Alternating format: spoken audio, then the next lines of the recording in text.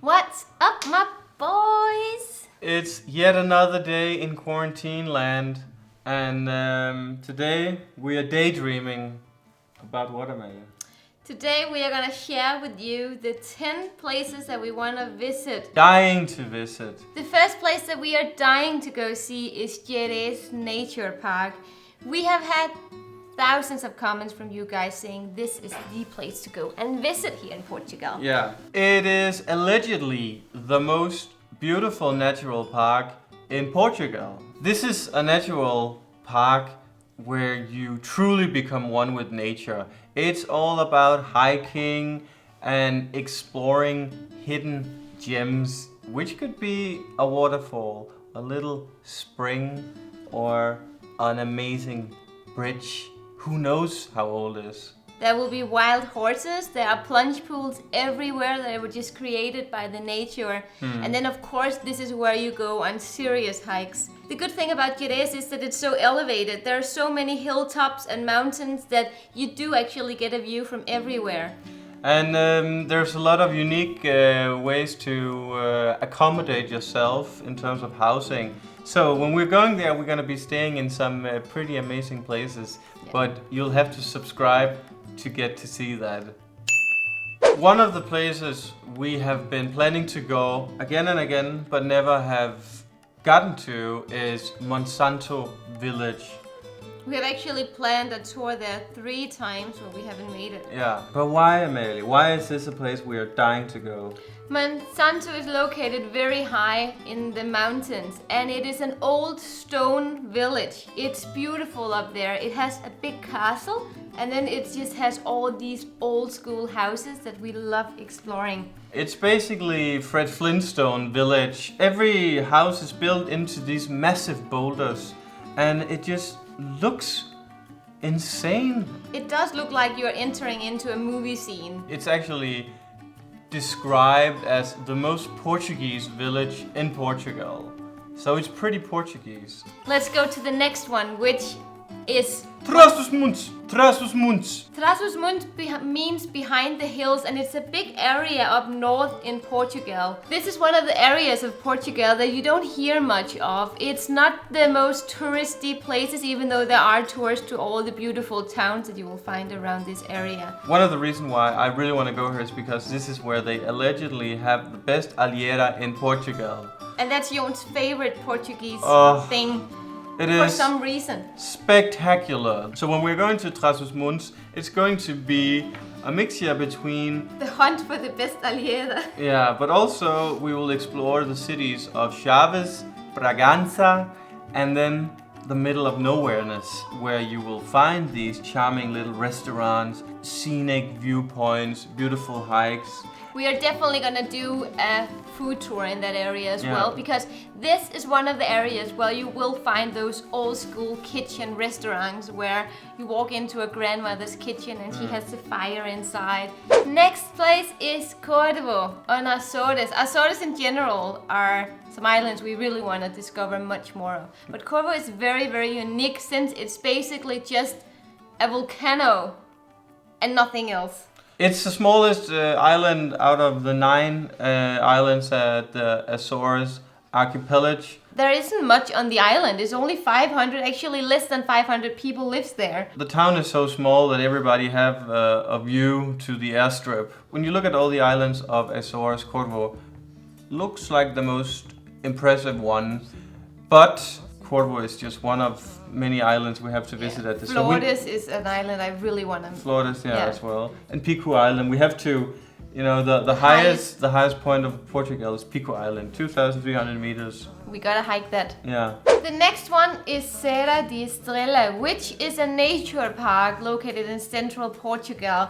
This is where we were supposed to go before we got in quarantine and isolation and everything. We were supposed to go and stay at this amazing hotel, which is Casa São Lourenço. She gave it to me as a gift, and they just cancelled it. But Serra da Estrela is it's a place we also have been wanting to go for a long time. This is a place where you can actually ski during winter.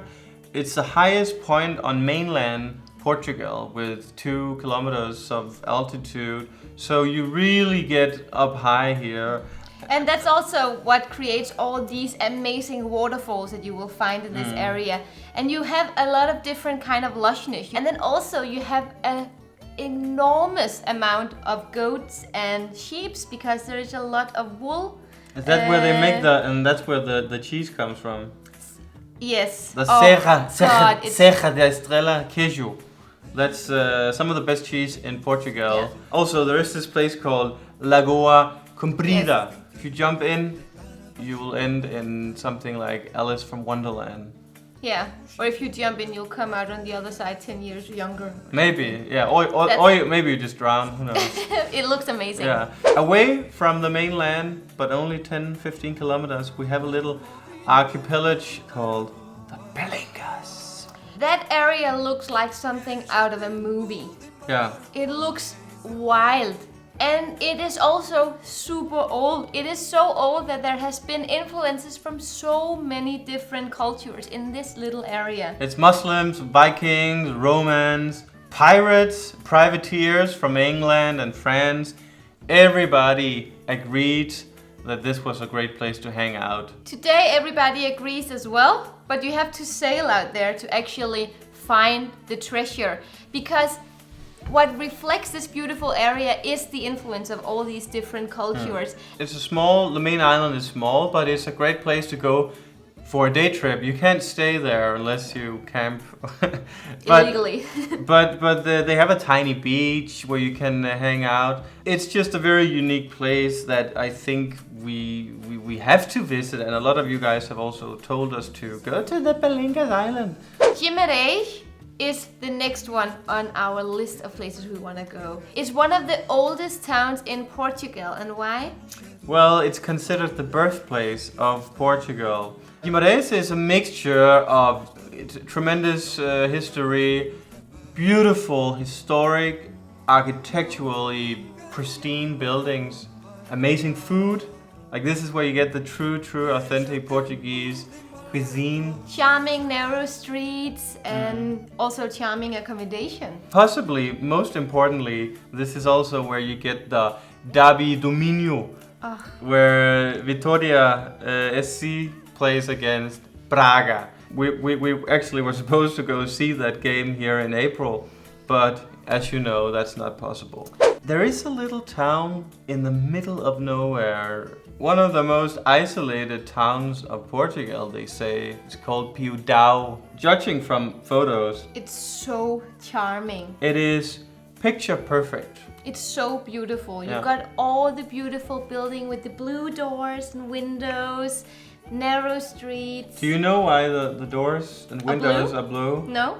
It's actually a funny story, because back in the day when they painted the doors and the windows of the houses here, there was only one shop, and this shop only had blue paint.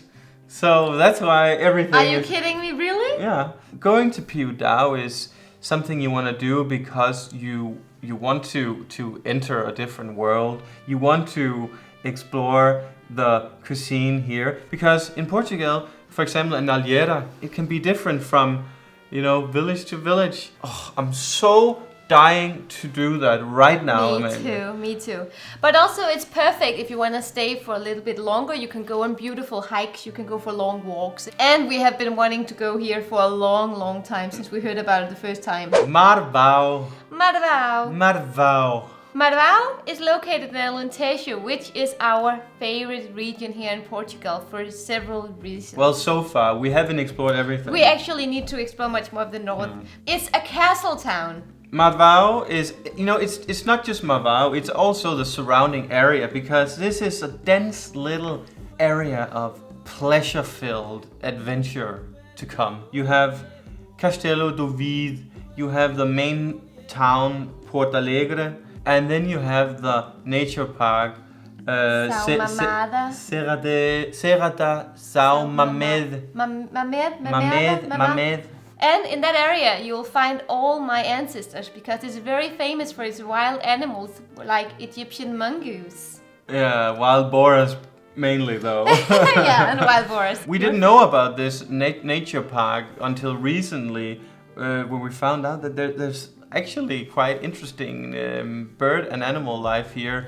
Very rare birds. You have the eagle owl, you have the griffin vultures, which have a wingspan of up to 3 meters. That's insane. A bird? That's that's crazy. Longer than our table.